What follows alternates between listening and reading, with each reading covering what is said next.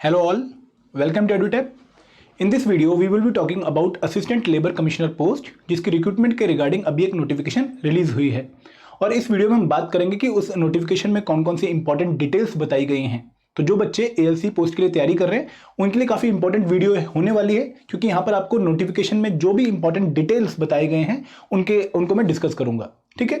और एक बात मैं आपको कहना चाहूँगा कि जो सोशल सिक्योरिटी सेक्टर है एक बहुत ही एवरग्रीन या ग्रोइंग सेक्टर हमें देखने को मिलता है और यहाँ पर बहुत अच्छी अच्छी जॉब अपॉर्चुनिटीज निकल रही हैं। अगर हम ईपीएफओ की बात करें तो वहाँ पर ईओ एओ पोस्ट, एपीएफसी की पोस्ट एंड अगर ministry of labour and employment की बात करें तो यहाँ पर भी हमें बहुत अच्छी अच्छी पोस्ट के लिए वैकेंसीज देखने को मिलती हैं। तो आप में से काफ़ी बच्चे इसकी तैयारी कर सकते हैं, क्योंकि सोशल सिक्योरिटी सेक्टर ना सिर्फ आपको एक अच्छी पे प्रोवाइड करता है, अच्छा सैलरी प्रोवाइड करता है, बल्कि उसके साथ साथ एक अच्छा वर्क एनवायरनमेंट भी प्रोवाइड करता है। ठीक है।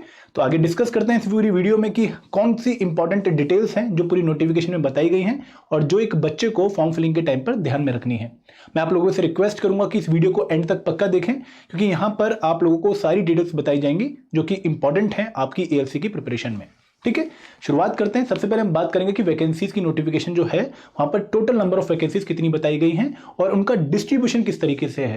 तो ये जो वैकेंसी निकली है यहाँ पर टोटल 29 वैकेंसीज इस बार निकाली गई हैं for the post of junior time scale grade of central labour service. Group A post है ये, बेसिकली याद रखिएगा, बहुत अच्छी पोस्ट है, गैजेटेड पोस्ट है ग्रुप ए लेवल की, consisting of the post of assistant labour commissioner central level पर, assistant welfare commissioner central level पर, assistant labour welfare commissioner central level पर and assistant director in the ministry of labour and employment. तो total vacancies कितनी है 29, जो कि 4 post के लिए निकाली गई हैं। अब इनकी फर्दर डिस्ट्रीब्यूशन कैसे है कि जनरल कैटेगरी के लिए 17 सीट्स हैं, ठीक है, रिजर्व कैटेगरी के लिए, अदर बैकवर्ड क्लासेस के लिए टोटल 4 सीट हैं, जो एसटी शेड्यूल ट्राइब कैटेगरी है इसके लिए 1 सीट है, शेड्यूल कास्ट के लिए 5 सीट्स हैं एंड इकोनॉमिकली वीकर सेक्शन के लिए इस बार 2 सीट्स रिलीज करी गई हैं। तो टोटल 29 पोस्ट हैं। और एक और खास बात क्या है कि जो पर्सन्स विद बेंचमार्क डिसेबिलिटी हैं उनके लिए 2 seats with in this 29 seats reserve करी गई हैं। ठीक है।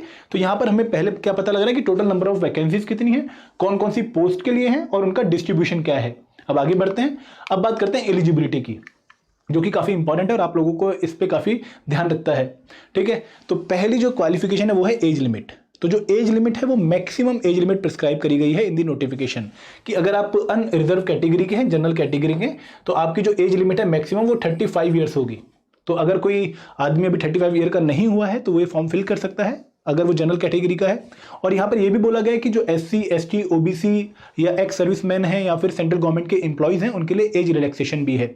ठीक है। तो एज लिमिट मिनिमम प्रिस्क्राइब नहीं करी गई है और मिनिमम एज लिमिट क्या होगी, जनरली जो आपकी ग्रेजुएशन कंप्लीट करने के बाद जो एज होगी वो आपकी मिनिमम एज होगी। अब मैं ऐसा क्यों बोल रहा हूँ, क्योंकि जब हम एजुकेशनल क्वालिफिकेशन देखेंगे तो यहाँ पर एजुकेशनल क्वालिफिकेशन में इन्होंने जो ग्रेजुएशन है वो कंपलसरी मांगी हुई है, तो वो एज आपकी होनी चाहिए। ठीक है ना।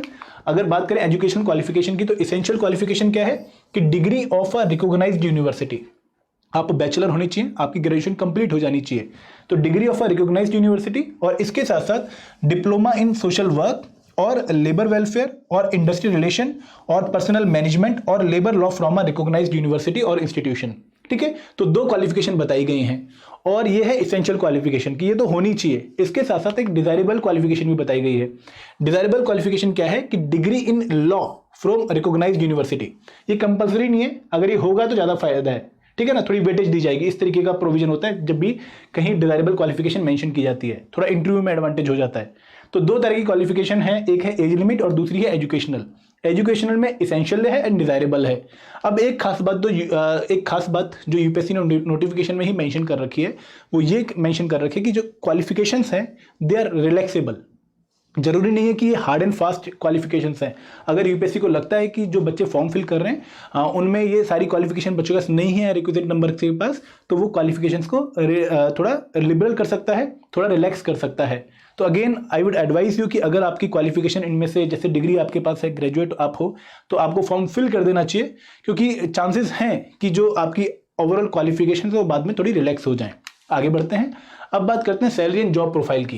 देखिए नोटिफिकेशन में बोला गया है कि जो पे स्केल है वो लेवल 10 का होगा इन दी पे matrix as per 7th CPC और लेवल 10 को हम बहुत ही अच्छी पे मानते हैं, जहां पर हमें जो पे है वो 15,600 से लेकर 39,100 लेवल की देखने को मिलती है। 5400 का ग्रेड पे होता है, बहुत अच्छा लेवल माना जाता है। और अगर हम ग्रेड ए पोस्ट पे अगर हम सैलरी की बात करें तो this is the standard salary, ठीक है। उसके बाद अगर हम बात करें ड्यूटीज़ की, कि एक जो सेंट्रल लेबर सर्विस में अगर आप जा रहे हैं तो आपकी कौन कौन सी ड्यूटीज होने वाली हैं, तो you have to discharge statutory functions in the central sphere under various labour enactments. इसके साथ साथ main function includes prevention and settlement of industrial dispute, जो डिस्प्यूट्स होते हैं इंडस्ट्रियल लेवल पर उनकी सेटलमेंट करनी। Then enforcement of various labour laws, बहुत सारे लेबर लॉज हैं जिनकी सेटलमेंट आपको करनी पड़ सकती है, उनकी इन्फोर्समेंट आपको करनी पड़ सकती है। एंड इसके साथ साथ आपको एक हार्मोनियस जो एनवायरनमेंट है वो क्रिएट करना पड़ेगा between the labour, between the worker section and the employers, ठीक है।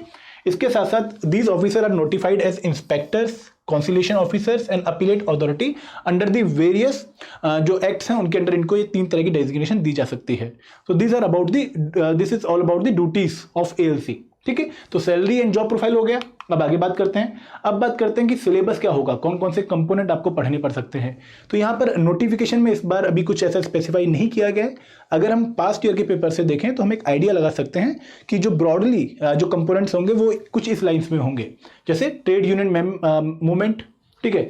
Then social works and social security laws, जैसे हम बहुत सारे सोशल सिक्योरिटी लॉज पढ़ते हैं, for example employees provident fund and miscellaneous provision act of 1952। इसके साथ साथ जो employees state insurance corporation act है वो हम पढ़ते हैं। तो आपको लगभग 4 से 5 मेन एक्ट्स हैं जो पढ़ने पड़ते हैं among the social security laws. और इसके साथ साथ सोशल वर्क्स, जहाँ पर आपकी बहुत सारी स्कीम्स आ जाती हैं, गवर्नमेंट की बहुत सारी स्कीम्स हैं, जैसे अटल पेंशन योजना, वो आपको कवर करना पड़ेगा, ठीक है। तो social work and social security laws again एक बहुत इंपॉर्टेंट टॉपिक है, जहाँ पर जो जैसे मेनली 4 to 5 लॉज होते हैं। अगर हम यहाँ पर भी बात करें तो जो पेमेंट ऑफ ग्रेच्युटी एक्ट है, बेसिकली इन्होंने सेपरेट लेबर लॉज में मेंशन किया था, but it is also a part of social security law, ठीक है। तो टोटल 4 to 5 एक्ट्स इन दी सोशल सिक्योरिटी लॉज जो आपको कवर करने हैं, along with the social works जो कि बेसिकली पार्ट है सोशल स्कीम्स का, ठीक है। देन इंडस्ट्रियल रिलेशन, जैसे trade union movement, labour welfare and industrial relation, ये हम कवर करवाते हैं among the entire domain of industrial relation, ठीक है। एक पूरा कंपोनेंट है जिसको इन्होंने बाइफर्केट करके प्रेजेंट किया है कि trade union movement, industrial relation and labour welfare. अगर हम वैसे अगर हम टेक्निकली बात करें तो ये तीनों ही कंपोनेंट हमारे ओवरऑल इंडस्ट्रियल रिलेशन वाले फ्रेमवर्क में आ जाते हैं। देन ह्यूमन रिसोर्स डेवलपमेंट, अगर हम पेपर देखें 2015 का या फिर 2017 का, तो यहाँ पर एचआरडी के क्वेश्चन काफ़ी अच्छे पूछे गए थे। और एचआरडी में भी, ह्यूमन रिसोर्स डेवलपमेंट में भी इन्होंने ऑर्गेनाइजेशनल बिहेवियर के ऊपर क्वेश्चन पूछे हैं, काफ़ी डेफिनेट क्वेश्चन पूछे हैं। फॉर एग्जाम्पल अगर मैं ऑर्गेनाइजेशनल बिहेवियर की बात करूँ तो इन्होंने लर्निंग के ऊपर क्वेश्चन पूछा है। जैसे अगर हम इंडिविजुअल बिहेवियर की बात करते हैं जब, तो इन्होंने पूछा था कि द व्यू दैट कि जो आदमी है वो अपने आसपास के एनवायरनमेंट से सीखता है, ये कौन सी लर्निंग है, तो ऐसा एक उन्होंने क्वेश्चन पूछा था। Then the questions are also from the group behaviour, जैसे टीम्स के रिगार्डिंग क्वेश्चन था, और उसके बाद जो ऑर्गेनाइजेशनल स्ट्रक्चर है उसके रिगार्डिंग भी क्वेश्चन पूछा गया था। तो याद रखिएगा कि ह्यूमन रिसोर्स डेवलपमेंट में ओबी जो ऑर्गेनाइजेशनल बिहेवियर वाला पार्ट है उससे भी क्वेश्चन पूछे गए थे, और काफ़ी अच्छे क्वेश्चन थे, डिफिकल्ट नहीं कहूँगा मैं, लेकिन अच्छे क्वेश्चन थे, ठीक है। तो आपको दोनों ही प्रिपेयर करने चाहिए, एचआरडी भी प्रिपेयर करना चाहिए, उसके अंदर जो कंपोनेंट है ओबी उसको भी आपको लेके ही चलना चाहिए, क्योंकि पेपर में आपको क्वेश्चंस ओबी के देखने को मिलेंगे। Then principle of natural justice, बहुत ही इंपॉर्टेंट एक टॉपिक है। अगर हमारी जुडिशरी की बात करें, कैसी जुडिशियल अथॉरिटीज़ की बात करें, ट्राइब्यूनल्स की बात करें, तो सारे ही principle of natural justice follow करते हैं, ठीक है। ये हमें पढ़ना है। Then trade union act and labour laws, और ये दोनों हमारा कंबाइंड पार्ट बन जाएगा लेबर लॉस का, ठीक है। जहां पर लेबर लॉस इन्होंने बहुत अच्छे से स्पेसिफाई कर रखे हैं कि कौन कौन से लेबर लॉस आपको पढ़ने हैं, जैसे industrial dispute act of 1947, payment of wages act of 1936, minimum wage act 1948, ठीक है, contract labour regulation and abolition act 1970, child labour protection and regulation act of 1986, ये जो पेमेंट ऑफ ग्रेच्युटी एक्ट है 1972, ये इन्होंने मेंशन किया है लेबर लॉ में, but it is covered under social security law, ये सोशल सिक्योरिटी लॉ में ज़्यादा फिट बैठता है, ठीक है। फिर हम बात करेंगे करंट इवेंट्स की, जो कि हर ऑर्गेनाइजेशन का एक इंपॉर्टेंट पार्ट होता है एग्जामिनेशन का, रिक्रूटमेंट टेस्ट का, क्योंकि यहाँ पर जो करंट इवेंट्स हैं नेशनल एंड इंटरनेशनल इंपॉर्टेंस के, उनके बारे में आपको आइडिया होना चाहिए। जैसे अवार्ड्स हो गए, ठीक है, इंपॉर्टेंट पर्सनैलिटीज़ हो गई, कोई इंपॉर्टेंट ऐप आया है, कोई नई डेवलपमेंट है, वो आपको कवर करना है, ठीक है। देन इंडियन कॉन्स्टिट्यूशन, देखिए इंडियन कॉन्स्टिट्यूशन में आपको कॉन्स्टिट्यूशन के बारे में पता होना चाहिए, आपको पता होना चाहिए कि हिस्टोरिकल अंडरपिनिंग्स क्या हैं, कौन कौन से ब्रिटिश एक्ट्स से जिन्होंने हमारे कॉन्स्टिट्यूशन को अफेक्ट किया है, किस तरीके से हमारा कॉन्स्टिट्यूशन बना, मेकिंग ऑफ कॉन्स्टिट्यूशन कैसे हुई, ठीक है, कौन कौन से इंपॉर्टेंट फीचर्स हैं इंडियन कॉन्स्टिट्यूशन के। फिर हमें पता होना चाहिए कि प्रेम्बल क्या है, उसके बाद हमें जो इंपॉर्टेंट आर्टिकल्स हैं important political articles regarding parliament, judiciary, ये हमें आइडिया होना चाहिए। ठीक है, तो ये बहुत इंपॉर्टेंट टॉपिक है इंडियन कॉन्स्टिट्यूशन, और क्वेश्चन पेपर में काफ़ी अच्छे आए थे इससे। Then the last but not the least, general mental ability, यहाँ पर क्वांट सेक्शन से काफ़ी क्वेश्चन पूछे गए थे। तो ये आपका ओवरऑल पेपर का जो कंपोनेंट, पेपर्स में जो कंपोनेंट से जिनसे क्वेश्चन पूछे गए थे प्रीवियस ईयर पेपर्स में, वो मैंने आपका डिस्कस किए। कौन कौन से हैं? बेसिकली अगर मैं इनको एक सिंगल मैनर में बताऊं तो इंडस्ट्री रिलेशन है, जहां पर आपका ये वाला कंपोनेंट, ये वाला कंपोनेंट एंड ये वाला कंपोनेंट आएगा। देन लेबर लॉज हैं, जहां पर आपके ये दोनों कंपोनेंट आएंगे, 6th एंड 8th वाला। देन इंडियन कॉन्स्टिट्यूशन है, फिर सोशल सिक्योरिटी है, and then principle of natural justice है, और उसके बाद आपके current events and general mental ability हैं। तो आपको इन कंपोनेंट्स को प्रिपेयर करना शुरू कर देना चाहिए, और ये काफ़ी अच्छे कंपोनेंट्स हैं। बेसिकली आपको इनसे एक तो नॉलेज एनहांस होगी, और इसको आप पेपर में भी यूटिलाइज कर सकते हैं। अब बात करते हैं इंपॉर्टेंट डेट्स की, जो आपको याद रखनी है, बहुत ही जरूरी है। देखिए, जो क्लोजिंग डेट है for the submission of online recruitment application, वो है 28 अक्टूबर 2021। ठीक है, आपको 28 अक्टूबर 2021 तक अपना फॉर्म फिल कर देना है। ठीक है, उसके बाद जो लास्ट डेट है for printing of completely submitted online application, वो है एक दिन बाद 29 अक्टूबर 2021। ठीक है, तो आपको याद रखना कि लास्ट डेट फॉर्म फिलिंग की क्या है, 28 अक्टूबर 2021। अभी एग्जाम डेट नहीं है। ठीक है, तो आपको ये जो फॉर्म फिलिंग है सबसे पहले प्रायोरिटी पे कर लेनी है। अब मैं आपको बताता हूं कि अगर आप लोगों ने हमारा YouTube चैनल सब्सक्राइब नहीं किया है, आपने हमें अभी तक हमारा टेलीग्राम चैनल सब्सक्राइब नहीं किया है, तो आपको कर लेना चाहिए, क्योंकि यहाँ पर हम आपको इंपॉर्टेंट अपडेट्स देते रहेंगे। जो भी हमारी अपडेट्स आएंगी रिगार्डिंग ALC या फिर किसी और रेगुलेटरी बॉडी एग्जाम के रिगार्डिंग, वो सारी अपडेट्स आपको टाइमली मिलती रहेंगी। और एक और बात, ALC एग्जाम के रिगार्डिंग अगर आपको नोटिफिकेशन देखनी है, अब अगर आपको प्रीवियस ईयर पेपर्स देखने हैं, और अगर आपको कोई और इन्फॉर्मेशन लेनी है, तो डिस्क्रिप्शन बॉक्स में हमने एक लिंक दे रखा है हमारे कोर्स का, उस पर जाकर आप वो सारी इन्फॉर्मेशन देख सकते हैं। ठीक है, आप उनको एक्सेस कर सकते हैं। और इसके साथ साथ अगर आपको कोई भी डाउट है, कोई भी क्वेरी है ALC एग्जाम के रिगार्डिंग या इस रिक्रूटमेंट के रिगार्डिंग, तो you can call us at 8146207241। आप एक मेल भी ड्रॉप कर सकते हैं, hello@edutap.co.in पर। ठीक है, तो ये एक बहुत ही इंपॉर्टेंट अपॉर्चुनिटी है अगेन एक अच्छे सोशल सेक्टर में जाने की, क्योंकि सोशल सेक्टर जो है, सोशल सिक्योरिटी सेक्टर जो है इंडिया में काफ़ी अच्छा सेक्टर होता जा रहा है, और काफ़ी इसका काम बढ़ने वाला है। ये ऐसा सेक्टर जो एवर ग्रोइंग है, और यहाँ पर अगर आप जॉब में घुस जाते हैं तो काफ़ी अच्छी आपको कैरियर अपॉर्चुनिटी देखने को मिलेगी।